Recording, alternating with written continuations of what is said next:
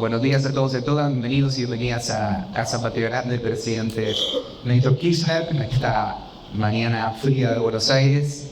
Gracias a quienes están presencialmente. Es uno de los tantos encuentros que hacemos en la casa para abrir las puertas, para discutir, analizar, pensar y también en muchos casos generar una hoja de ruta de trabajo de nuestra América Latina y el Caribe.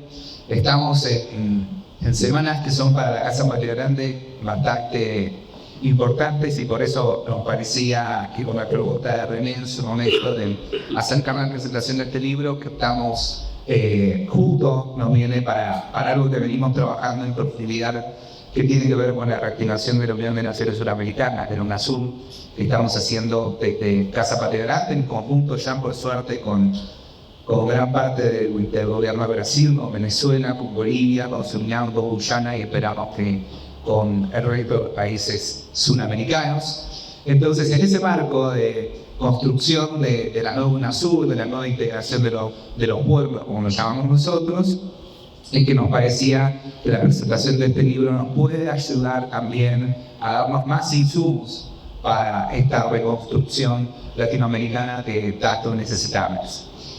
Esta casa, que vienen por primera vez, bienvenidos en un espacio bastante simbólico para la historia argentina, porque acá tuvimos, fue primero una casa, después existía acá un despacho de un ministro en la era de 30-40, pero sobre todo acá funcionó el Consejo Superior de Fuerzas Armadas, que durante la dictadura hubo detenidos en este espacio, y que en el año 2010 la presidenta Cristina Fernández entrega el edificio para que sea la Secretaría General de UNASUR, que ante el fallecimiento de Néstor se crea la Casa Patria Grande.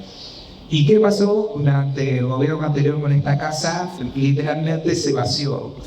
Cuando nosotros pudimos recuperar este espacio nos encontramos con las sillas donde están sentados ustedes, estas dos mesas y no mucho más. No había nadie, no había nada, porque sabemos que la política que tenían era de vaciamiento en todos los sentidos.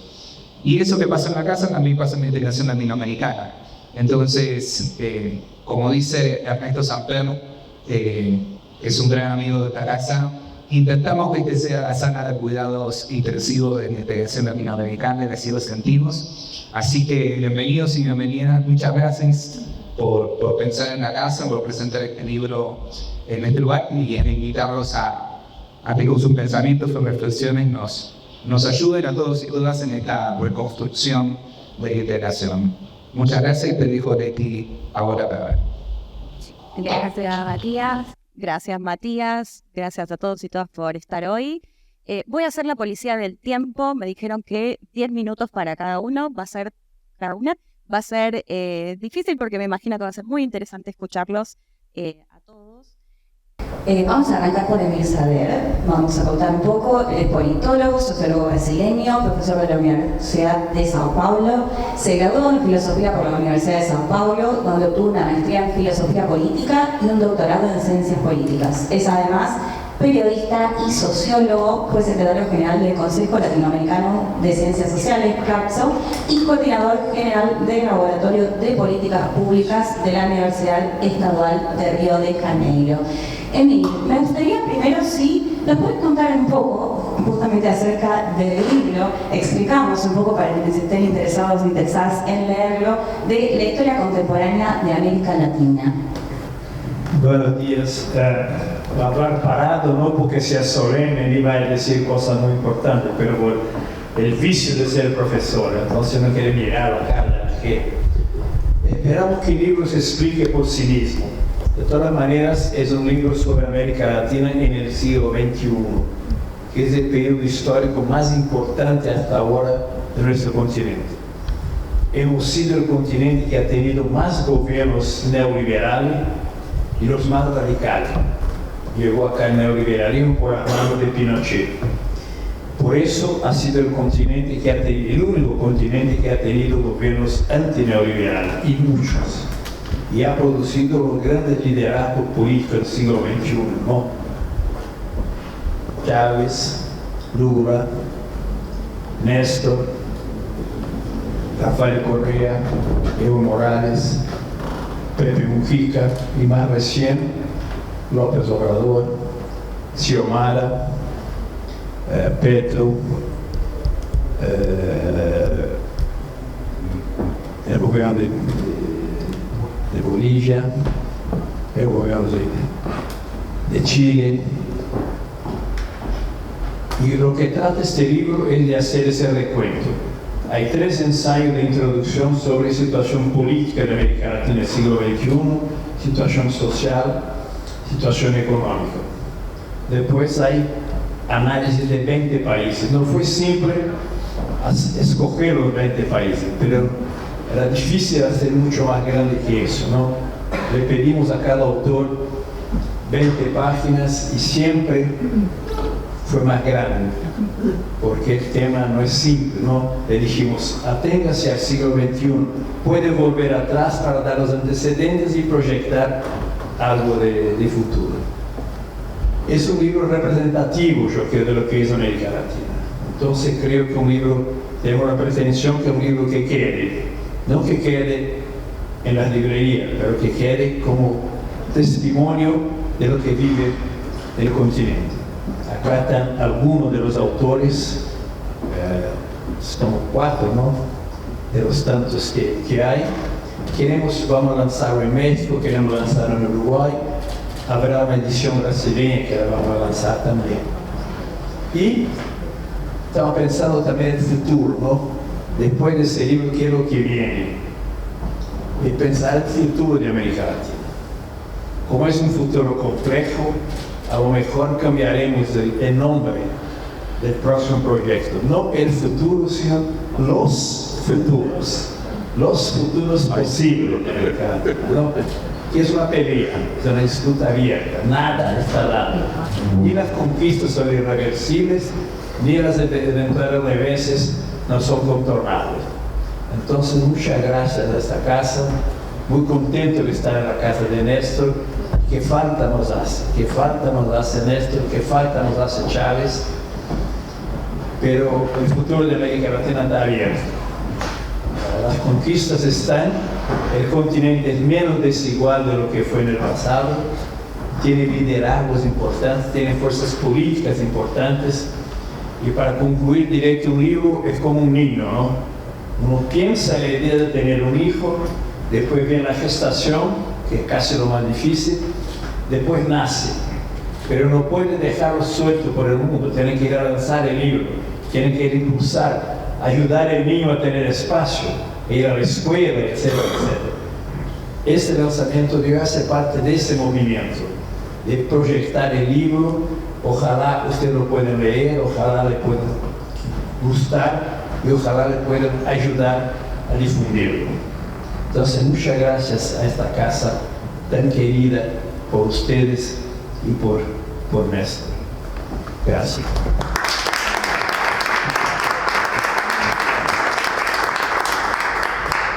Muchas gracias, Emir. Fue breve, no tuve que aplicar ahí nada.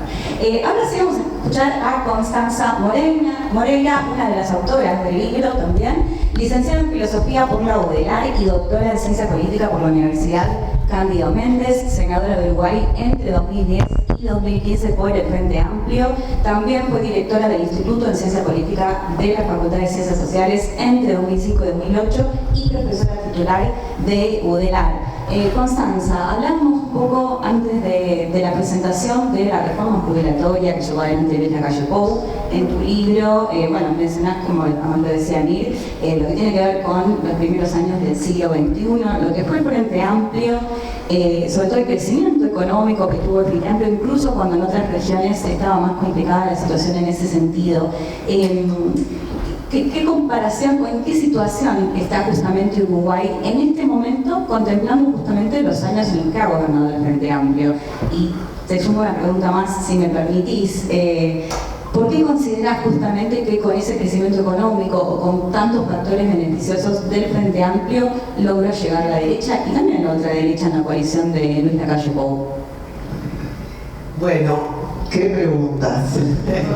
Bueno, buenos días a todos y a todas, y decirles que me encanta estar en esta casa, que testimonio tantas épocas de la Argentina, y sepan que como uruguaya siempre soy solidaria con los problemas argentinos, a veces con sus buenos momentos, y en estos malos momentos sepan que les miramos y les queremos.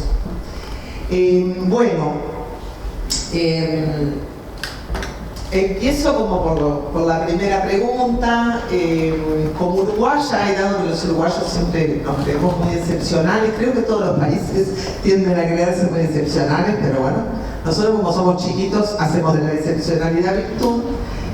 Me pregunté de mirar ese ciclo progresista de América Latina, perdón el nombre, llámenle H, que va desde inicios del 20, de hecho Chávez gana la elección en 1998, ¿no? Y termina más o menos cuando gana Macri acá, en el 2015, es una década y media. Me preocupé de mirar, a ver, Uruguay en el contexto de esos países, pero no fui parte de ese proceso porque fui senadora durante 10 años, formé parte de un gobierno de izquierda y vi cambiar muchas cosas.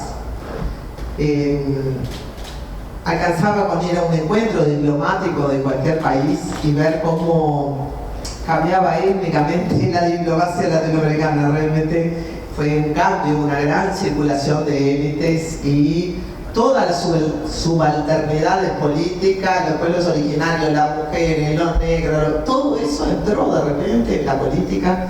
Y ese es un cambio que, más allá de la economía, es un cambio enorme, y América Latina reivindicó a través del progresismo su identidad como patria grande, ya que estamos acá, como patria grande mestiza, como patria grande pobre, pero con derecho a su soberanía. Y hay algo así como una biblioteca práctica del progresismo, una biblioteca que no se escribe, por eso estos libros son tan importantes, porque hay que sistematizar lo que hicimos. Y realmente los progresismos intuitivamente se contaron y políticamente se contaron desde el 2003, que es la gran marca, ¿no?, en Mar del Plata, cuando con Kirchner se le dio el no al ALCA. Ese es el hito de la integración sudamericana, pero todo se hizo sobre la marcha. Entonces hay que escribir, hay que sistematizar. ¿Qué hicimos? Hicimos muchas cosas muy coincidentes. Las políticas laborales, el aumento del salario real, los derechos de los trabajadores, los estados plurinacionales, los derechos de los pueblos originales, lo que se llamó el indigenismo en su momento y ahora se llama de otra manera, los derechos de las mujeres. Piensen ustedes que tuvimos a Dilma, a Cristina y a Bachelet más o menos en el mismo momento. No es que la derecha no pueda poner mujeres, pero da la casualidad de que el aumento en los derechos de las mujeres, bueno, pensemos lo del aborto, Argentina, Uruguay, o sea, hubo una coincidencia práctica en la ampliación de derechos, hubo una coincidencia práctica en la ampliación de la democracia política, hubo muchos referéndums revocatorios. Bueno, lo último que tenemos es lo de Chile, más allá de que es una experiencia relativamente fracasada, son ampliaciones de la democracia política producidas por refundaciones republicanas. Eso fue increíble. Piense que Podemos en España toma la experiencia latinoamericana para formularse como izquierda europea. Digo porque los latinoamericanos en la ciencia política siempre parecen los hijos bastardos de la democracia, y no. Son los reinventores de nuevas formas de la democracia en este siglo XXI. Ahora vamos a la pregunta de ella. ¿Por qué vino la regresión conservadora? ¿Por qué ganaron las derechas? En el caso uruguayo fueron 15 años de crecimiento económico interrumpido. Uruguay no los había visto desde la década del 50. La pregunta que ella me hace es tremendamente difícil de contestar. La regresión, yo le llamo la regresión conservadora, es una vuelta para atrás, ¿no? Es una vuelta hacia un neoliberalismo que ya no se llama tanto de neoliberalismo, porque salvo Milei, el neoliberalismo tampoco tiene tan buena prensa en nuestros días, ¿no? Digo, ser revista de libertad y de derecha, yo qué sé. Pero uno ve Bolsonaro, uno ve un partido militar en Uruguay, uno ve la fuerza con la que nace el factor militar y el factor religioso en la política latinoamericana del siglo XXI, y dice, ¿qué pasó? Bueno, ¿qué pasó? Primero, América Latina no puede sustraerse a los marcos internacionales. Cuando la derecha campea en Estados Unidos, está difícil para nosotros. sea que el periodo Trump es muy, impacta muy directamente, ¿no?, el triunfo de la derecha en Estados Unidos sobre nosotros, y además es un ciclo asignado por las derechas. Recordemos la tragedia de Syriza en Grecia. No nos pasa solo a nosotros, le pasa a los griegos, le pasa a los europeos periféricos lo mismo que a nosotros. Entonces, eso impactó. Después fue el fin del ciclo de las commodities. La verdad es que nosotros anduvimos bien mientras teníamos problemas con nuestras burguesías locales, ¿no? Los conflictos con el campo en la Argentina, en Uruguay, en Brasil, bueno, eran parte de una crisis, pero dentro de un contexto de crecimiento. Entonces el agotamiento del ciclo de los commodities impactó. Y después hay unos fenómenos sobre lo que Cristina llama mucho la atención, el lawfare, y la judicialización de la política. La mayor parte de los procesos terminaron en líos judiciales. Piensen cómo voltearon a Dilma, que Lula estuvo preso, que Correa todavía creo que está proscrito, que Evo Morales, que tuvo que renunciar el vicepresidente de Uruguay por haber comprado un colchón con una tarjeta corporativa. Eso es impactante y forma parte de los fenómenos del siglo XXI. Entonces yo creo que medios de comunicación y poder judicial fueron el nuevo combo, más pacífico que el antiguo combo, que era la Iglesia y el Ejército, y daban golpes de Estado. En ese sentido vamos a felicitarnos de que por lo menos nuestras caídas son caídas por los votos y no por las balas. Pero medios de comunicación y la izquierda no supo cómo enfrentarlo. Ya ven lo que pasó acá con Clarín, y nuestra ley de medios en Uruguay la abolió el primer gobierno que entró. El descrédito que produce los escándalos de corrupción sobre los líderes de izquierda es muy determinante para que ganen las derechas, muy determinante. Son todos chorros, ¿no? En Argentina, el escándalo de Odebrecht, ¿no?, fue lo que la crisis afecta a toda América Latina, pero muy especialmente a Brasil, muy especialmente a Perú. En fin, yo creo que más que ideas propias, la derecha gana sobre el descrédito de los líderes de izquierda. Y también hoy hablábamos con Emir, hay factores de la micropolítica de la izquierda que es en socorro, ¿no? Hay mucha pelea, problemas de liderazgo, problemas de recambio, problemas de unidad entre los partidos de la izquierda. Bueno, hay algo de lo de Chile que tiene que ver con eso. Pero de por sí tenemos un nuevo ciclo progresista, ¿no? El segundo ciclo progresista de la tercera ola de la democracia. No tiene nada que ver con el primero. Digo, López Obrador, Xiomara Castro, Castillo lo pongo también, Castillo lo pongo. Obviamente Alberto Fernández, Boric, Lula, de nuevo. Es más débil este segundo ciclo progresista. Primero porque después de los gobiernos de derecha los países salen muy endeudados, muy débiles, como le pasa a Argentina, no sé. No empezamos con una crisis generalizada de que se vayan todos. Empezamos mal, pero sin ese descrédito del neoliberalismo que fue la marca de los años 2000. No tenemos un proyecto regional, ¿no? A pesar de que ahora tenemos a México, que es cosa importante. Y tenemos a Colombia. ¿Cuándo alguien iba a imaginar un gobierno de izquierda en Colombia? ¿No? Colombia es la base militar de Estados Unidos de América Latina. Esa es la manera de imaginar Colombia que tenemos. Tenemos un gobierno de izquierda que está dando una gran lucha contra el poder financiero, siempre contra el poder financiero. Pero no hay un proyecto de integración común. Tenemos miedo por Argentina. Argentina es muy importante en ese enclave de gobiernos progresistas. Pero las izquierdas son resilientes, han salido adelante. Quizás la imagen de la resiliencia se anula. Porque estuvo preso, porque fue denostado, bastardeado. Cristiano, además, yo como buena uruguaya soy muy atea, ya sé que acá la mitad deben ser católicos, pero para mí todo eso de la resurrección, socorro, pero Lula tiene algo de eso, de la resiliencia heroica y épica de unas izquierdas que no deben perder su épica, hoy están más debilitadas, pero todavía están vivas y coleando. Muchas gracias, Constanza. Buenos días a todos y todas, a los compañeros y compañeras de la mesa, al esfuerzo de Emir, me consta que fue inmenso para llegar a completar este libro precioso. Ya el diseño es muy bonito, así que vale la pena.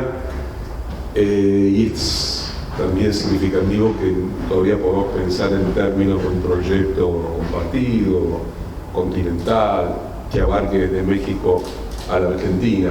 Es cierto que son tiempos difíciles, quizás oscuros, no solamente en Argentina, no solamente en Uruguay, no solamente en Haití. Son tiempos oscuros para la humanidad, son tiempos oscuros en un sentido planetario. Estamos viviendo la profunda crisis de un sistema global que en su proceso de decadencia tiene una capacidad de daño inmensa. Y ese daño también involucra la subjetividad, involucra el mundo de la vida cotidiana, involucra a las personas de carne y hueso, procesos de desgaste, de crisis, que generan rencores, resentimientos, confusiones, mezclas extrañas donde la Biblia y el calefón es casi un fenómeno costumbrista y donde una misma persona se puede levantar a la mañana siendo de izquierda y se puede acostar a la noche siendo de ultraderecha. Son fenómenos que nos preocupan, nos conmueven. Y la Argentina, le decía Constanza mientras charlábamos, es un país extravagante, es un país hiperbólico, exagerado, es un país que no nos ahorra ninguna dificultad y ninguna intensidad. Es maravilloso también, porque hemos vivido momentos de fiesta única. Vivimos incluso un año que fue tremendo, porque fue un año de caída salvaje, de crisis tremenda, que se vivió en algunos aspectos bajo la lógica de lo carnavalesco en ese verano único del 2002. En el verano del 2002, cuando todo estalló en diciembre del 2001, cuando la Argentina, como estructura de poder, cuando todos los poderes, ejecutivo, legislativo, judicial, el sistema bancario, todo había estallado y frente a la sociedad parecía no quedar nada, las calles, por ejemplo, de Buenos Aires, en ese verano tórrido, si algunos lo recordarán, estaban llenas de asambleas, las plazas se habían convertido en ámbitos de encuentro. Parecía que al mismo tiempo que todo se desmoronaba, todo se podía volver a inventar. A veces las crisis tienen esa característica, que tienen la capacidad de hacernos vivir la cercanía del abismo y también la posibilidad de construir algo diferente. Sin dudas que a esa crisis del 2001 de la Argentina le había anticipado previamente una llegada para muchos todavía extraña y difícil de discernir de Hugo Chávez en Venezuela, y todavía estaba allí la espera de la llegada de un gobierno como el de Lula en Brasil. Pero lo cierto, y creo que Constanza lo dijo con mucha claridad, es que América del Sur, después de haber experimentado las 2 décadas más regresivas de su historia social y después de haber experimentado la tragedia del terrorismo de Estado, siendo el continente de la gran experimentación neoliberal desde Pinochet, Videla y Martínez de Hoz, recorriendo, por ejemplo, en la Argentina un ciclo de 25 años, 1976-2001, un cuarto de siglo de experimentación y de regresión neoliberal. Ese continente, que fue el más desigual a nivel global, fue el primero no solo en alertar, sino en romper el ciclo global de la hegemonía neoliberal a finales del siglo XX y al principio del siglo XXI. Y surgieron desde América del Sur experiencias extraordinarias. En Argentina particularmente, los movimientos sociales, los piqueteros. La Argentina era una especie de lugar a ser pensado. Venían casi como etnólogos a visitarnos, a ver, o entomólogos, yo ya diría, es una especie animalesca, a ver qué estaba pasando en un país como el nuestro, siempre ofertado como una promesa maravillosa y que cada tanto se encuentra con su rostro genuino y verdadero, que es un rostro bastante más complicado que el del paraíso, justamente. Pero lo cierto es que surgieron fuerzas tumultuosas, intensas, creativas, lo mismo obviamente lo que estaba pasando en Venezuela, lo que sucedió en Uruguay con la llegada del Frente Amplio, la sorpresa que todos teníamos porque de repente salíamos de esos 20 años de neoliberalismo brutal, salvaje, destructivo, y nos encontramos con una oportunidad única. Desde Venezuela hasta la Argentina, desde Uruguay hasta el Ecuador, pasando por Bolivia, y veíamos que, y con liderazgos también irrepetibles. La historia siempre es extraña, siempre compleja, siempre laberíntica, nunca se repite de la misma manera, no existe la repetición en la historia. ¿No? Aquella frase famosa de Marx es más que clara, ¿no? Él plantea que en realidad la plantea al mismo tiempo Hegel, ¿no? Aquello de la tragedia y de la farsa. La historia se da de manera distinta, los liderazgos actuales son diferentes. Quizás, me parece, el liderazgo más novedoso de este periodo latinoamericano, pero vamos a ver cómo se expande, sea el de Petro, por lo que Petro tiene para decir, por lo que viene diciendo. Y acá me apuro a decir algo, antes que se me acabe el tiempo y para responder a la pregunta. Vamos bien. Sin dudas, los gobiernos democráticos populares, progresistas, de la primera oleada, fueron capaces de responder en gran medida a las demandas de sus propias sociedades. Hasta un límite, porque llegó un momento que también aprovecharon su propia crisis. La Argentina con el triunfo de la derecha macrista en el 2015, el Uruguay con la derrota en su momento después del Frente Amplio, Ecuador con la traición y la profunda involución reaccionaria de Lenín Moreno y el triunfo después de la derecha, que significó el exilio, la proscripción y la persecución y el encarcelamiento del correísmo, que todavía se vive como una experiencia que está allí. Las dificultades inmensas de Venezuela para atravesar uno de los periodos más complejos de la historia de cualquier país global, siendo Venezuela transformada en el país más demoníaco de la historia de la humanidad. Ni siquiera la Alemania de Hitler recibió, en términos propagandísticos, una descarga como la que recibió Venezuela en los últimos años. Pero sin juzgar nada, simplemente ese dato es un dato increíble. Vieron que hoy Venezuela ya salió de la agenda periodística, no está más en los medios de comunicación, ya no se habla de Venezuela, pero durante años Venezuela fue el monstruo. Y detrás de Venezuela, obviamente, el lugar de América Latina. Entonces digo, hoy tenemos un problema para nada menor, que se expresa en la crisis que hoy está viviendo el gobierno chileno, que se expresa en la crisis que está viviendo el gobierno del Frente de Todos. Si no somos capaces de profundizar los proyectos transformadores y de dar respuestas genuinas a las demandas de los sectores populares, más temprano que tarde, el hundimiento de nuestros proyectos lo que alimenta es el monstruo de una derecha recargada y brutalizada. Lo que pasó con el voto a la constituyente chilena, después de un periodo histórico extraordinario. Recuerden el 2019, en Chile, las movilizaciones populares, recuerden las elecciones para la constituyente en su momento en Chile, todo el proceso que llevó a la presidencia de Boric. Hoy, entre la ultraderecha y la derecha, dominan prácticamente casi 60% de la Asamblea Constituyente. En nada, lleva 2 años Boric de gobierno. No lleva 2 años, menos, un año, un poquito más de un año, ¿no? Entonces, es una pregunta inquietante. Uno podría decir, obviamente, como lo hemos dicho al discutir el Frente de Todos, que nadie esperaba atravesar un ciclo con estas características: endeudamiento salvaje, pandemia, guerra, sequía. Todo eso, por supuesto, que es válido como elemento político analizar, pero también tenemos que discutir, Constanza lo planteaba recién, el aumento exponencial de las extremas derechas es inversamente proporcional a la crisis de nuestra capacidad, desde tradiciones de izquierda, nacional, populares y democráticas, de reconstruir lenguajes que logren penetrar de nuevo en el imaginario de la sociedad. Estamos vetustos, anacrónicos, vacíos, repetitivos.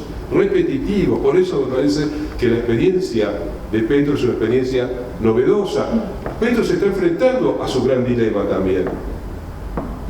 O profundiza, con todo el riesgo que eso significa en un país como Colombia, complejísimo país, o queda atrapado en una maquinaria que tarde o temprano agota los propios proyectos populares. Entonces digo, en el 2001 fue un estallido en la Argentina de todas las estructuras políticas y simbólicas que tenían legitimidad hasta ese momento.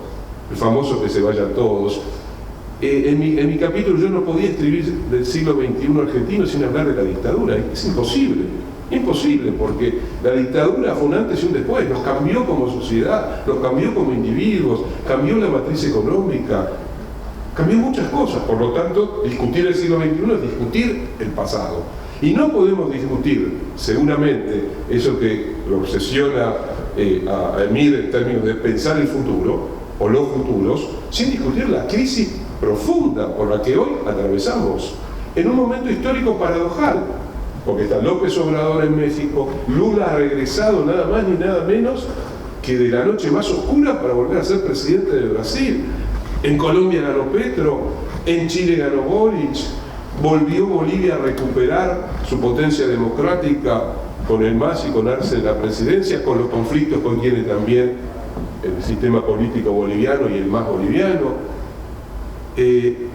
Ecuador está en un proceso probablemente de recuperación, Honduras, y sin embargo, lo que no vemos es el entusiasmo, el apasionamiento, la sensación de ese periodo que abarcó más de 15 años, de que tocábamos casi el cielo con las manos.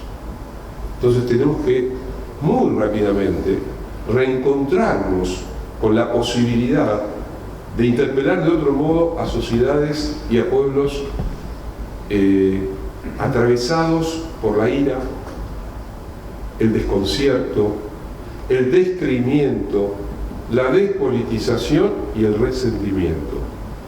Todos esos elementos, si no los abarcamos en nuestra reflexión y en nuestra acción, tienen una conclusión. Se llama fascismo. Gracias. Muchas gracias, Ricardo.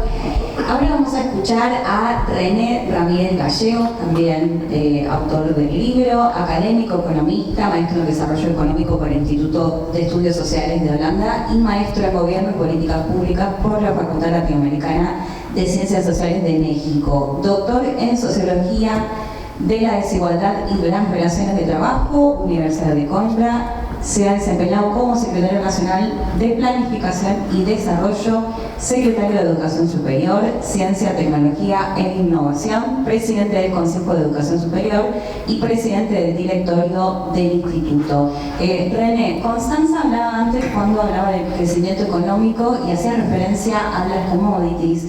Vos te referís mucho a esto en el primer capítulo y haces una diferencia justamente que a la par de los gobiernos progresistas o los gobiernos de la primera ola progresista, también había gobiernos más conservadores o de derecha en México, Colombia, Chile, entre otros. ¿Qué pasó justamente en esos años con estos beneficios, si se quiere, económicos, pero qué pasó con las políticas públicas de acuerdo a estos gobiernos? Bueno, tan emblemática, tan importante, además que mientras se daba el proceso de retorno de gobiernos conservadores, casi nadie se acordaba de recuperar algo fundamental que es UNASUR, ¿no? Y que fue también estratégico durante la primera ola. Entonces, no solo agradecerte por esta acogida, sino por liderar el proceso de recuperar algo que es fundamental y que creo que es algo, un factor común en todos los artículos, de que no hay proceso posible nacional sin un proceso de integración latinoamericana, ¿no? Creo que eso es fundamental. Entonces, muchas gracias, querido Matías. El punto que tú planteas en la pregunta me parece fundamental porque es el corazón prácticamente del libro, ¿no? Existe una disputa de las narrativas de lo que fue las dos primeras décadas de América Latina, ¿no? La historia contemporánea de América Latina, que obviamente los capítulos recogen partes del pasado, pero lo que nos preocupaba es el análisis de estas dos décadas principalmente, ¿no? Y en estas dos décadas las narrativas están por disputar qué fue el progresismo, los proyectos nacional populares, los de izquierda, el socialismo siglo XXI, llámenle como ustedes quieran, ¿no? Inclusive llegando a decir, en general, no solo la derecha, sino también cierta parte de la izquierda, pienso en Uruguay, en Gudinas, en Ecuador en Alberto Acosta, aquí en Maristeles Lampa, ¿no? Que los gobiernos progresistas tuvieron el impacto que tuvieron solo por los commodities, ¿no? Y asimismo para la democracia, para el análisis de la democracia, ¿no? Prácticamente que nuestros gobiernos son autoritarios, nuestros gobiernos no radicalizaron la democracia, ¿no? Me viene a la mente el encuentro que hubo en el 2019, en donde se reunieron Pastrana, Lenín Moreno, Macri, Uribe, toda la derecha de América Latina, diciendo, el título del seminario era la defensa de la democracia en América Latina. ¿La defensa frente a qué? Frente a la movilización de Ecuador en octubre de 2019, a la de Colombia, a la de Chile, ¿no? Que somos los pueblos que estamos dando golpes de Estado a ellos que están en el gobierno, ¿no? Ellos son muy democráticos, ¿no? Y no son nada autoritarios y son pro-social y respetan las instituciones, etcétera, etcétera. Entonces hay una disputa por la narrativa en América Latina de qué ha sido estos 2 décadas, ¿no? Y generalmente el nivel de producción de esa narrativa por los medios de comunicación se instaura cierto tipo de narrativa que va en contra, sistemáticamente, diariamente, en contra de lo que fueron los gobiernos de Néstor, de Cristina, de Rafael, de Evo, de Lula, etc. Entonces, el primer punto era, hagamos algo serio. Hagamos algo serio y contemos la historia críticamente. Acá ustedes no van a ver que en ningún artículo existe condescendencia con una perspectiva crítica de cada uno de los países, pero obviamente una lectura desde lo que, con una mirada política, ¿no? Acá no van a encontrar neutralidades tampoco, ¿no? Tiene una mirada política el análisis que se hace en estos libros para estudiar lo que constituyeron los gobiernos progresistas frente a lo que fue y ha sido el retorno de también los gobiernos conservadores en la disputa que todavía seguimos, ¿no? En algunos le llaman Penrod, llámenle como sea, pero todavía la disputa sigue, no ha cesado, ¿no? De hecho, yo le llamo que no estamos en una segunda ola, muchos llaman que estamos en una segunda ola, yo le llamo que estamos en un segundo tiempo de la primera ola, que tenemos que caminar hacia una segunda ola. Ahí comparto completamente con Ricardo en el sentido de que señala que necesitamos una nueva agenda, ¿no? Y en el capítulo que escribo 2 capítulos, el capítulo de la desigualdad en América Latina en los últimos 20 años y el capítulo de Ecuador, ¿no? Específicamente. Y en este capítulo de la desigualdad, que es un resumen de un libro que saldrá en los próximos meses, que le llamo Quien parte y reparte le toca la mejor parte, con una pregunta para analizar el tema de si es que existe realmente una diferencia entre lo que fueron los gobiernos progresistas versus los gobiernos de derecha, y la respuesta con datos, en este caso del laboratorio de Piketty de los últimos 20 años, haciendo una muestra de 46 gobiernos. La respuesta es que sí, existe una diferencia claramente en la economía política de la redistribución con respecto al tema tanto de ingreso como de riqueza. Los gobiernos progresistas tienen, no solo que disminuyeron a mayor velocidad, por ejemplo, el coeficiente de Gini, sino tienen una cuestión en los cuales buscaron disminuir la participación del 1 al 10%, aumentar de las clases medias y las clases populares, ¿no? En tanto que los gobiernos de derecha lo que hicieron es aumentar la acumulación en este sentido de el 1%, 10% en detrimento de las grandes mayorías, ¿no? Entonces esta primera conclusión es una conclusión que muestra una evidencia empírica para tanto la derecha como esa izquierda que siempre nos interpela, decirles no es verdad, acá existen diferenciaciones cuando llega un gobierno progresista que un gobierno de derecha, ¿no?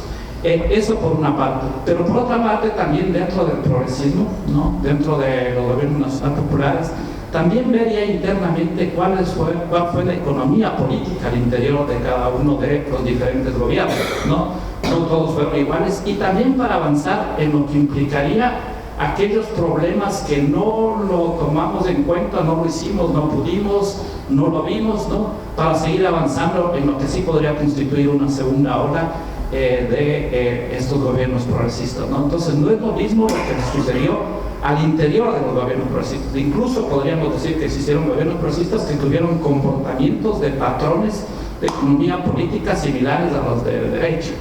O, en este caso, también podemos decir que hubo un gobierno, en este caso de Toledo, que siendo de derecha tuvo comportamiento de economía política como la izquierda, ¿no? Y aquí salen cuestiones muy interesantes, ¿no? Como por ejemplo que existen gobiernos que su principal prioridad fueron los pobres, ¿no? El mejor ejemplo es el de Néstor, ¿no? Y el de Evo, que se focalizaron en disminuir la pobreza y salen como tipología claramente evidenciada eso, ¿no? Existen otros gobiernos que buscamos, ¿no? Sí trastocar el pastel, ¿no? Meternos en la acumulación del 1%, del 10%, como fue principalmente los gobiernos de Cristina, de Rafael, y en este caso también el de Cuba, ¿no? Entonces, ¿qué queremos decir aquí también? Queremos decir es que existen diferentes perspectivas de lo que implican los proyectos políticos en el progresismo y que es necesario volver a discutir cuáles son esas características para identificar en qué vamos a avanzar en los proyectos políticos, ¿no? De hecho, por ejemplo, planteo ahí un indicador que le llamo de ratio redistribución antidemocrática, ¿no? Para ver la diferencia entre el 1% y el 50%, sabiendo que en sociedades altamente injustas, que siga creciendo la participación del 1% es aumentar el poder o disminuir la soberanía, en este caso, de los gobiernos. Y obviamente, si es que disminuye o aumenta la del 50%, uno podría decir son más o menos populares estos gobiernos, dependiendo de esa tendencia, ¿no?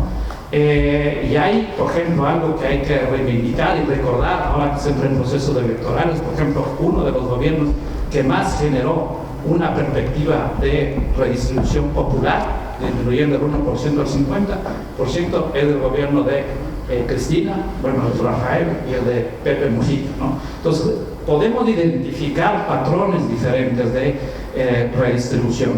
Y obviamente en el caso del Ecuador hago la comparación histórica de lo que fue el neoliberalismo, ¿no? El antineoliberalismo y el autoritarismo neoliberal, ¿no? Algo que nosotros esperamos venga en las siguientes décadas, el post-neoliberalismo. Y ese post-neoliberalismo está en el marco también, no me gustan los conceptos post, en el caso del Ecuador ese concepto post sí tiene una agenda que se planteó en la Constitución de la República, que implica pasar del antropocentrismo al biocentrismo con los derechos de la naturaleza, que implica romper con el Estado colonial y construir un Estado plurinacional e intercultural, que implica superar la economía capitalista hacia una economía social y solidaria, etcétera, etcétera, que no es una cuestión que está escrito en un libro, sino es parte de una agenda constitucional en este caso. Entonces, claramente la pregunta tuya es que el libro tiene esa pretensión. Tiene la pretensión de disputar las narrativas históricas de lo que fueron nuestros gobiernos progresistas frente a esas narrativas que tratan siempre sistemáticamente de deslegitimar. Y en ese marco, luego de haber visto la historia, esto lo hemos conversado mucho con Emir y Ricardo, nos vamos a un segundo proyecto que es pensar el futuro, ¿no? Que es realmente donde nosotros tenemos que poner mucho énfasis, porque como bien señalaba Ricardo, pensamos que la agenda de cierta manera de la primera ola está agotada y es necesario reinventarnos.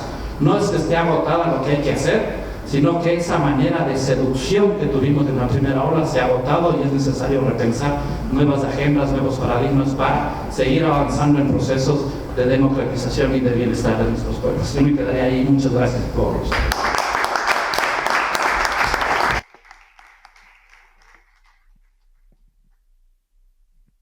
Muchas gracias, René. Le damos la palabra a Emir, que se arrepintió de no haber aprovechado los 10 minutos, ¿no?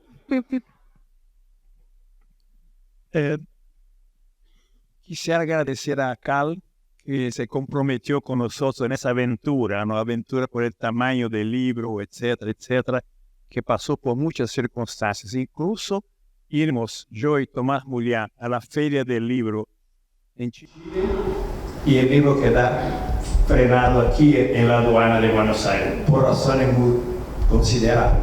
Semana Santa nada funciona. Entonces, yo y Tomás Mulián hicimos el lanzamiento del libro sin el libro. Un homenaje a Nicanor Parra. Me adoraría la idea del lanzamiento del libro sin el libro. Acá estamos con el libro, etc. Les pido que lean y que sea un instrumento fundamental para el balance de todo lo que hicimos y todo lo que vamos a hacer.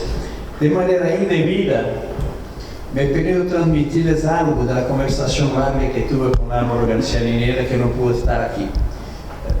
No es ortodoxo, ¿no? Pero quiero transmitirles posiblemente algunas ideas, como siempre, muy innovadoras de Álvaro, ¿no? Primero, que vivimos un periodo de victorias y derrotas cortas, por lo tanto inestabilidad, o como dice un muy buen libro publicado acá, de hegemonías imposibles o por lo menos muy difíciles. Ese es el horizonte que él plantea para adelante. Segundo, que el tema central sobre el discurso de las agendas, ¿no? Lo de Chile demuestra claramente, no se discutió la Constitución, se discutió seguridad pública y migraciones, que no tienen nada que ver con la Constitución, o tienen algo que ver muy indirectamente, pero lograron imponer sus agendas. Esa es la disputa fundamental.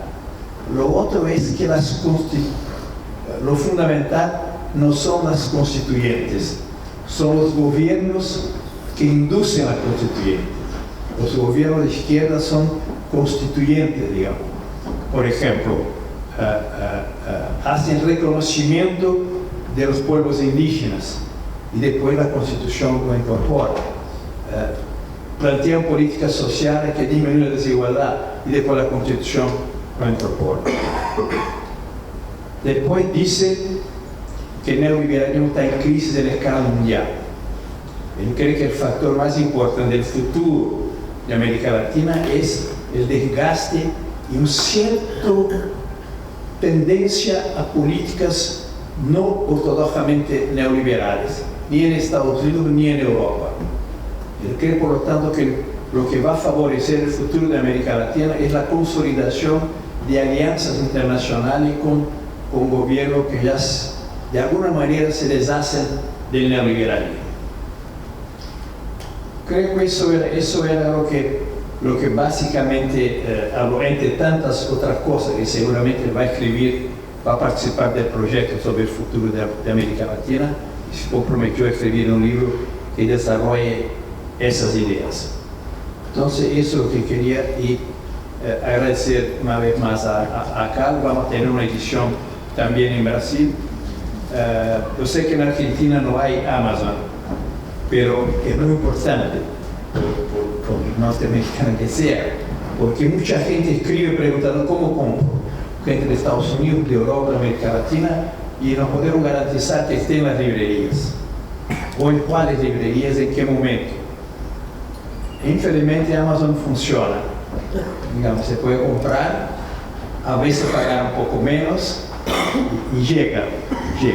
Entonces vamos a difundir eso, aún sabiendo que no está en Argentina, posiblemente por cuestiones monetarias, por ser dificultad de fijar el precio.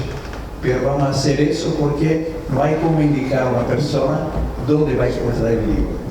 Y lo que más queremos es que el libro llegue. Que el libro llegue a las personas y con eso contamos también con el trabajo muy importante de acá.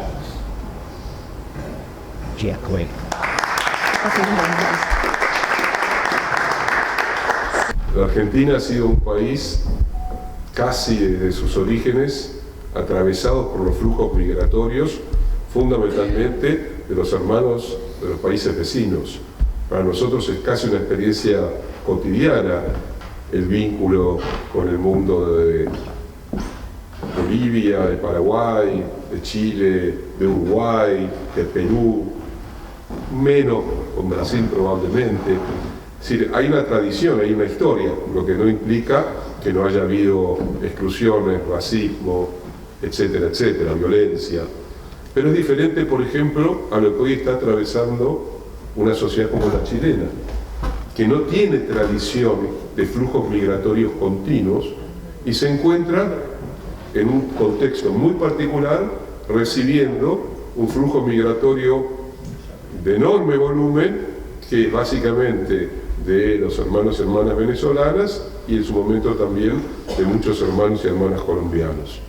Eso significa que una sociedad muy cerrada en su momento sobre sí misma, con su propia problemática interna de exclusiones o de racismo, le hace el tema mapuche en Chile, no tenía como tradición la discusión sobre lo migratorio en su propio país. hoy se encuentra, aunque las derechas más duras, utilizan este impacto de los movimientos migratorios de nueva índole que modifican estructuras de prácticas cotidianas y producen un cimbronazo que golpea a sectores populares que debieran ser naturalmente de cobijamiento de los flujos migratorios, como se dio durante mucho tiempo en un país como la Argentina, donde la conformación del mundo del trabajo, de la clase obrera, de los sectores populares, se dio en el marco de confluencias. Todas las confluencias son problemáticas, pero confluencias repartidas en el tiempo,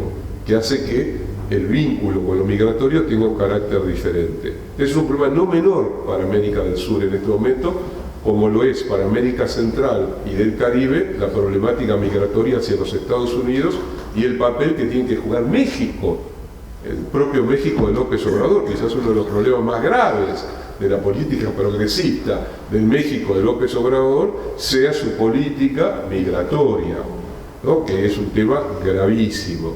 Entonces yo creo que obviamente, como la compañera lo planteó, es un tema que incluso inventó las peores formas del fascismo histórico. Nunca hay que olvidarlo. Si uno piensa sobre todo en el nacionalsocialismo, la cuestión del otro, la cuestión del extranjero, la cuestión del migrante, se convirtió en un punto nodal para la construcción de una política incluso exterminadora. En la actualidad, las nuevas derechas, las extremas derechas etnonacionalistas europeas, vuelven con nuevas características a reintroducir la cuestión migratoria, ¿no? Los subsaharianos, los musulmanes, los sudacas, todo lo que ya conocemos. América Latina vive otro proceso, pero no podemos descuidarnos, porque efectivamente en los últimos años se han producido cambios en las estructuras migratorias de nuestro continente. Digo, me parece muy importante y muy importante los colectivos migrantes y su capacidad de interpelarnos permanentemente. A tu pregunta, que está combinada con la segunda también intervención, ¿no? No hay fórmulas. ¿Qué quiero decir? Lo abierto en la primera oleada tuvo algo, en la experiencia argentina particularmente, quizás las experiencias de Bolivia, de Ecuador, tengan otra lógica porque tenía que ver con sus movimientos campesinos, indígenas, con la historia de las izquierdas de cada uno de esos países. En Argentina, la llegada de Néstor Kirchner y el impacto de Néstor y de lo que significó su gobierno y después ese momento de inicio del gobierno de Cristina y ese año único, extraordinario y extravagante en la historia argentina que fue el 2010, generaron una suerte de repolitización muy profunda de la sociedad y particularmente la emergencia en las nuevas generaciones de una necesidad en una parte importante de esa generación de jóvenes de involucrarse, de participar y de un gobierno que tenía como virtud, me parece, y hoy la vemos más fuerte todavía, tuvo la capacidad de darse cuenta que no hay política sino una narrativa que sea capaz de interpelar a la sociedad con dispositivos potentes, con una imaginación creativa, con un uso profundo y yo diría que hasta revolucionario de la historia, porque en nuestros gobiernos la relación con el pasado, por eso este libro también es un libro importante en ese sentido, la relación con el pasado es una relación que reactiva, si se la incorpora en una narrativa sugerente, potente, creativa, incentiva una reconstrucción de la subjetividad de los sectores populares. Y creo que el peligro que vivimos hoy es de nuevo el aplanamiento, la desmemoria, la pérdida de relación con el pasado. La relación con el pasado vale si se produce la actualización en el presente del pasado. La Argentina tiene un tema que es, yo diría, la obsesión persistente que en gran medida todavía nos redime como sociedad, que es la memoria ligada a los derechos humanos, al terrorismo de Estado, que sigue siendo algo muy potente en la sociedad. Pero sin embargo, una de las características del crecimiento de las extremas derechas están vinculadas a el tiempo ahora, el puro instante, la fugacidad, el vacío. No hay nada atrás, todo está jugándose en el presente y en una articulación del lenguaje que al mismo tiempo significa la muerte de la reflexión, la muerte de la argumentación, la muerte del lenguaje para convertirse simplemente en un grito, en una estructura puramente, entre comillas, afectiva. Entonces tenemos ahí un enorme desafío, un desafío que involucra también las nuevas tecnologías, porque las nuevas tecnologías,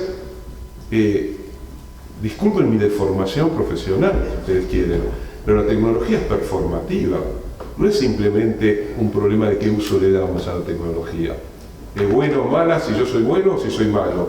La tecnología, como el capitalismo, es constructor de subjetividad, de sentido común, de lenguaje, de formas de la conciencia. Entonces tenemos que indagar profundamente lo que significan las formas de la comunicación tecnológica, lo que es ese fascismo estructural y cloacal que habita las redes sociales, lo que implica una nueva forma de individualismo fantasmagórico y monstruoso que hace que una persona anónima se pueda convertir en un asesino serial en el interior de las redes y pueda disfrutar perversamente, asesinando imaginariamente, en términos discursivos, al otro, convirtiéndolo en una basura humana. Y ese es un fenómeno que habita las redes y que no se soluciona solamente diciendo vamos nosotros a ocupar las redes. Digo, es un gran desafío para los proyectos democráticos, populares, la ampliación de derechos, de izquierda, que hay que pensar. Yo soy de los que piensan que cada generación no tiene que pedir permiso, y menos en las generaciones más grandes, para ver cómo hace para entusiasmarse. Bueno, porque la verdad es que no es así. Quienes son portadores, entre comillas, de la juventud, o carecen de la potencia creativa y subversiva que supondría ser portador de juventud, o la juventud ha sido uno de los platos mejor servidos por la perversión del sistema y la ha vaciado de contenido también. Por lo tanto, hay que reinventarlo, hay que volver a generar un entusiasmo o una participación que tiene que nacer de las propias experiencias.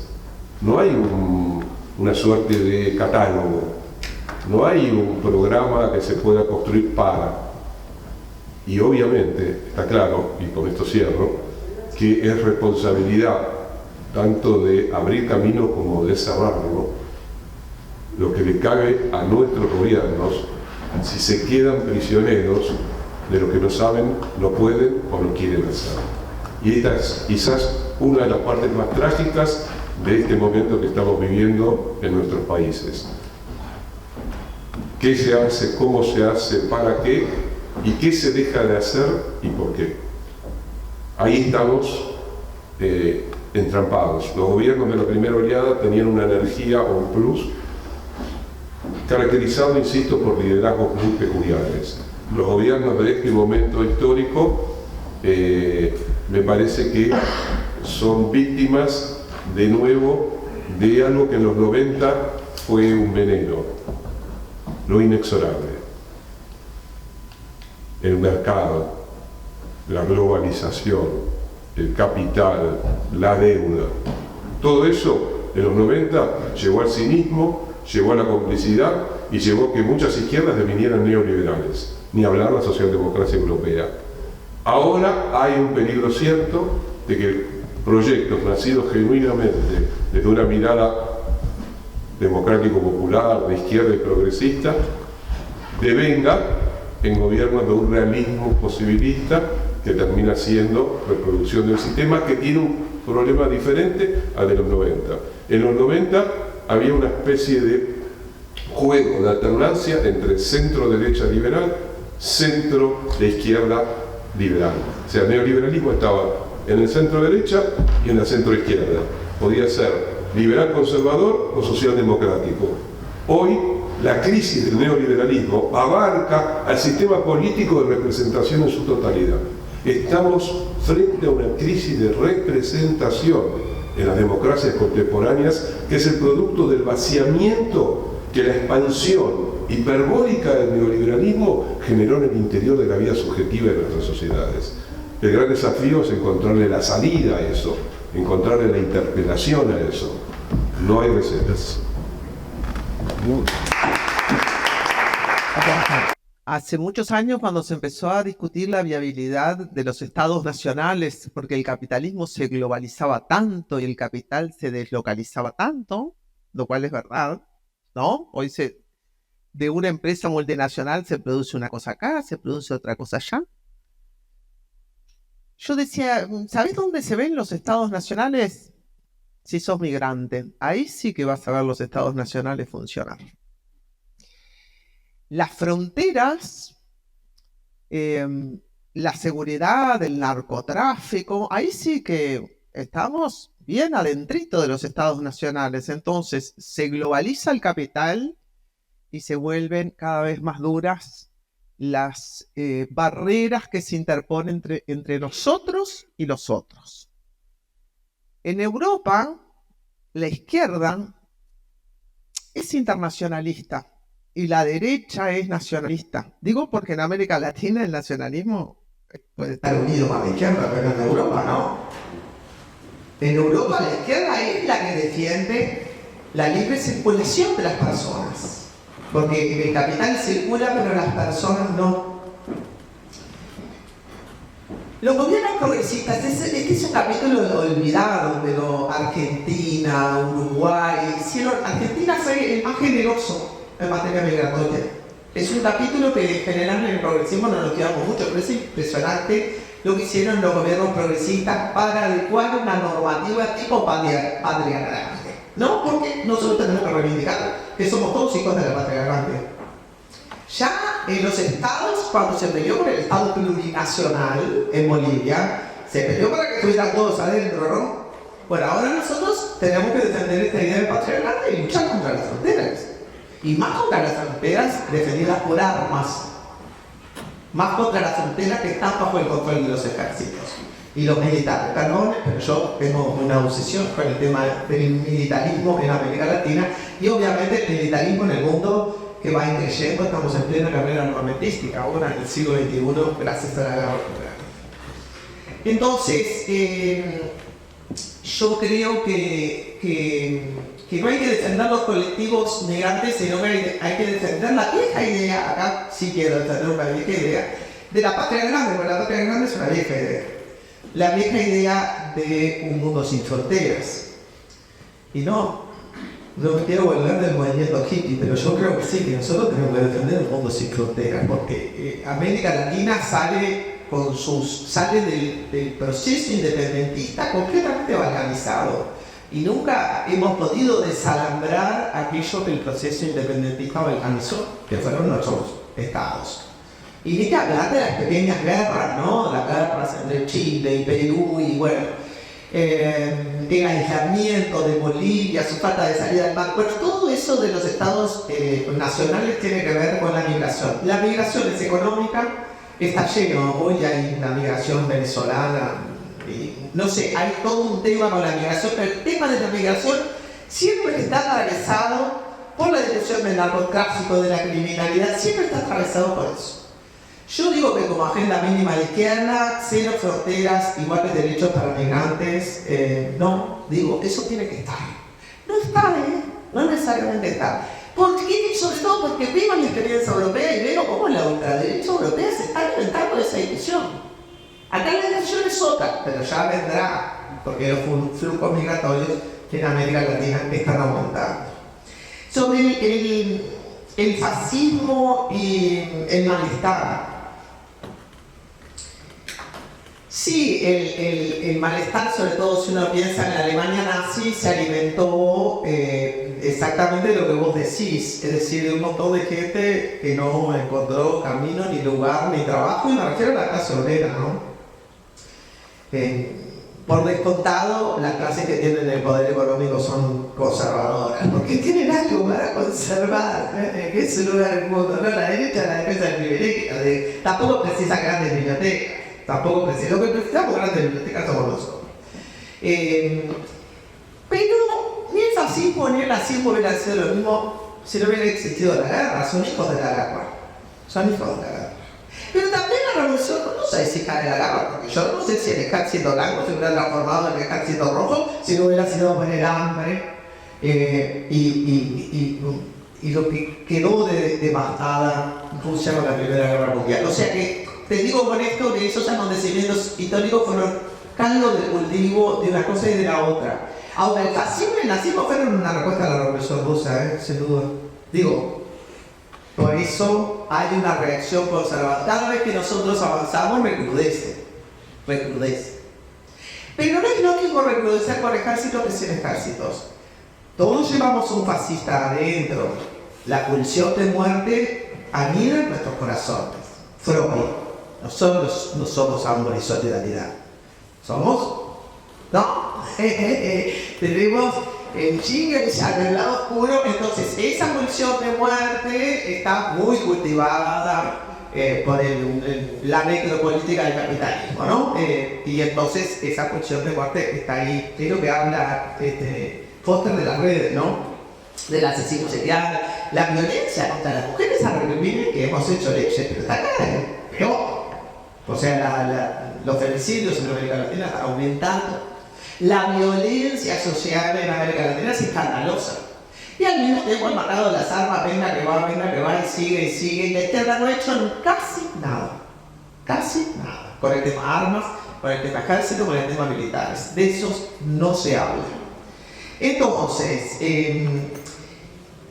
sin embargo, ese malestar del que vos hablás, insisto, no se va a transformar en fascismo y en nazismo a menos que haya grandes ejércitos, que era el gran peligro de Bolsonaro. El peligro de Bolsonaro no es que haya fascistas en Brasil, que siempre los hubo. ¿A qué me refiero con fascistas? Grupos de comerciantes que planificaban el exterminio de los niños de la calle hace 30 años. Sencillito, Entonces, siempre hubo, pero no es lo mismo tener armas y tener un gobierno que sea un fascista suelto. Yo no creo que vayamos a eliminar el fascismo, pero voy a decir algo bueno sobre los jóvenes. Los jóvenes son los que votaron en contra del Brexit. Los jóvenes son los que votaron a favor del proceso de paz en Colombia. Los jóvenes son los que le dan la victoria al Frente Amplio en Uruguay. Son los jóvenes. Digo, estarán todos medio locos, estarán en las redes, serán despolitizados, pero si fuera por los jóvenes, Uruguay está perdido. Y ya, bueno, y me refiero a varios procesos donde cuando se analizan, bueno, obviamente los jóvenes estuvieron a favor de Lula. O sea, cuando vos analizás los grandes procesos electorales, los jóvenes son mejor. En Chile también. En Chile también. Los jóvenes son mejor que nuestra generación. Ahora, yo digo, ¿cómo nuestra generación? Sí, nosotros éramos muy revolucionarios, éramos el 20%. Ellos ahora son mucho más. Entonces yo creo que hay que confiar más en los jóvenes. Porque si mirás los grandes números, por supuesto que hay jóvenes fascistas, porque bueno, talibanes hay de todos lados, ¿no? Pero hay jóvenes emprendedores, supercapitalistas, pero son ellos los que están dándole la victoria a estos procesos electorales, acá y en Europa. Yo creo que de la esperanza en los jóvenes, después las mujeres estamos en una revolución del agua aliento y nadie nos va a sacar de ella. Esperanza. Y seguirán matando mujeres, pero ni te digo, por lo menos en Uruguay, lo que es el cambio de las identidades de género que deja a todo el mundo loco.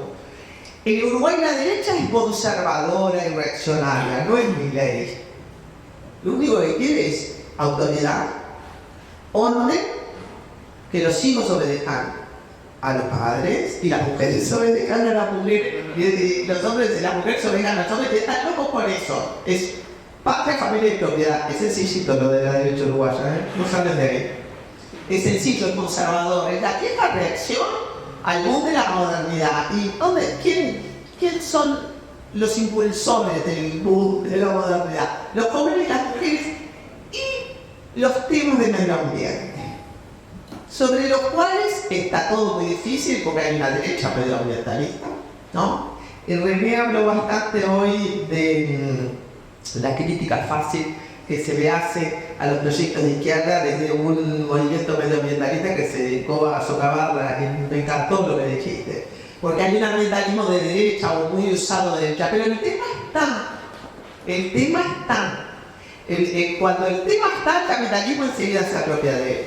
Entonces yo bajo del buquebús y digo, buquebús, todos tenemos energía solar. Estoy en el hotel y dice, todos somos cuidadosos con el medio. Digo, ay Dios, ¿cómo entró esta idea, no? Ahora falta que nosotros repoliticemos esa idea del medio ambiente para hacer una crítica al capitalismo. Pero eso caló.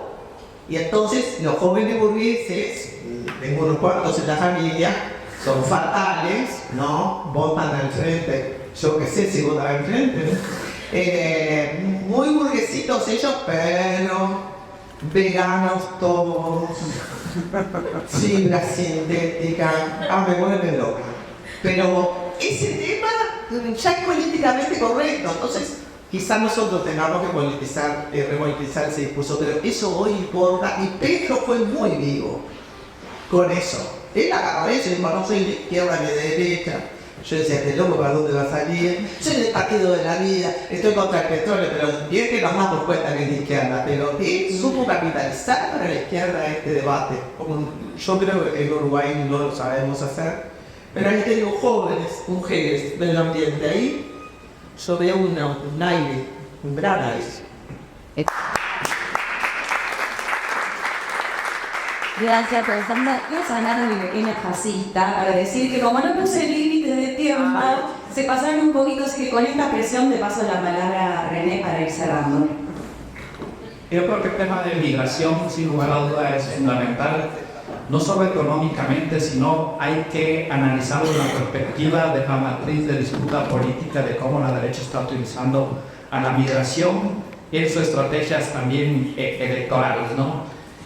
Claramente esto saco justamente de un breve ensayo que escribí para la Internacional Progresista que se llama 8 tesis para un nuevo orden económico mundial, en donde uno de los primeros puntos que veo es que en la estrategia de la ideología de la política pública, de la agenda, del consenso de Washington, ya no convence eso. Entonces necesitan nuevas agendas por parte de la derecha. Y la derecha ha sido muy perspicaz en trasladar esa agenda al ámbito cultural y identitario, ¿no? En el ámbito cultural y identitario está toda la porofobia, está todo el tema en contra del feminismo, pero también está todo el tema de la xenofobia, ¿no? Ya hay un punto que es necesario entre las críticas y luego damos ese salto cualitativo, es que en la izquierda, en la agenda política, ese debate cultural no está puesto en primera esfera, ¿no? Creo yo que es necesario ponerlo en la primera esfera. ¿Dónde está puesto más en la primera esfera? En los movimientos sociales, ¿no? Entonces, ¿qué es lo que nosotros tenemos que articular? Es algo que en muchos países de la región, en la que me incluyo sobre todo a Ecuador, no se ha logrado articular el tema de, si es que queremos dar la disputa a esa derecha, ¿no? Tenemos que articular los movimientos sociales con los movimientos políticos, que no necesariamente se han articulado, incluido en este caso las agendas, porque ¿qué mayor agenda cultural que la agenda feminista, por ejemplo, ¿no? Para poner un ejemplo en ese sentido, para contrarrestar algo que nosotros veníamos señalando. Entonces, para mí hay un tema con respecto al tema de lo que señalamos en el libro, ¿no? Muy autocríticamente, para seguir avanzando. Aquí no hay duda que cada uno de los que escriben los artículos del libro sabe hacia dónde hay que avanzar, pero también decimos aquí hubo ciertos errores, ¿no? Hay cómo señalar algunos, ¿no? Se me viene a la mente el tema de el no avance radical de la construcción de un Estado plurinacional en los países donde tenemos sobre todo población indígena, ¿no? El otro tema, por ejemplo, no necesariamente, y esto fue un debate que tuvimos con Emir para ver el proyecto siguiente que tenemos, es el tema de la transformación radical del Estado, ¿no? Creemos que se avanzó mucho en la redistribución, pero no se pensó radicalmente qué otro tipo de Estado necesitamos para qué otro tipo de sociedad necesitamos. Creo que y digo yo que en Ecuador creo que avanzamos bastante, pero es insuficiente porque sigue bajo ciertas matrices que no necesariamente se condicen con una cultura política social en este caso de América Latina. El otro tema para mí fundamental es el tema de la relación objetividad-subjetividad, ¿no? En muchos países, esto he estudiado mucho en Ecuador y también he estudiado como fenómeno latinoamericano, ya no al interior de los países, creímos que un cambio material implica un cambio en la subjetividad, ¿no? Pero el gran problema es que ese cambio en la subjetividad debía ser contrahegemónico, ¿no? Y fue prohegemónico. Y ahí tuvimos una clase media que de repente nos apoyaba al principio y se pasó a estar en la oposición, ¿no? Entonces es necesario saber que no es lo mismo reducir la desigualdad bajo cualquier formato, ¿no? Tenemos que tener una reducción de la desigualdad en ese marco que yo le llamo rompa las asimetrías de poder, ¿no? Eso implica, por ejemplo, muy concretamente poner más énfasis en la redistribución de la riqueza y los ingresos antes de impuestos que después de impuestos. Nuestros proyectos fueron más redistributivos, hay que estar más en el lado de la matriz productiva, el modo de acumulación, ¿no? Siendo muy estructurales. Y podríamos decir algunas cuestiones, por ejemplo, ¿cuál es el proyecto de nuestros proyectos progresistas para la clase media?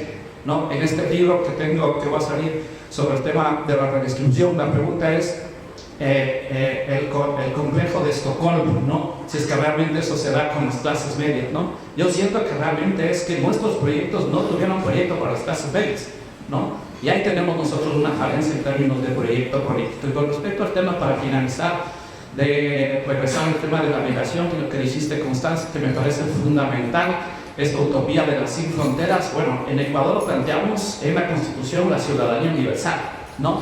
Y aquí en UNASUR se ha planteado muy concretamente la ciudadanía sudamericana. Yo creo que esa es la agenda estratégica. ¿Y eso qué implica concretamente? Por ejemplo, no entrar a competir por salarios mínimos, buscar concretamente que exista un salario mínimo en todos los países, ¿no?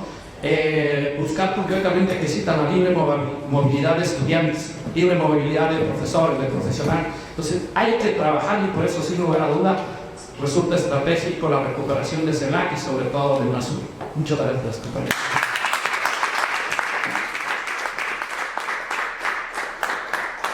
Bueno, muchísimas gracias, han sido muy interesantes, muchísimas cosas creo para reflexionar y algunos agradecimientos. Representación diplomática de Haití en Argentina, muchas gracias por haber asistido. A la editorial Aracal, por supuesto, Paulo Pereira, el Núcleo Partido de los Trabajadores de Brasil, perdón por haber molestado tanto en campaña. A Nicolás Malinowski del Observatorio de Energía, Ciencia y Tecnología, y en lo personal a Mati, a Juli, de esta casa, Patria Grande, de esta casa tan hermosa en todo sentido. Así que bueno, acoplarse en el libro, leer, reflexionar y me parece mucho para cuestionarse también. Muchísimas gracias.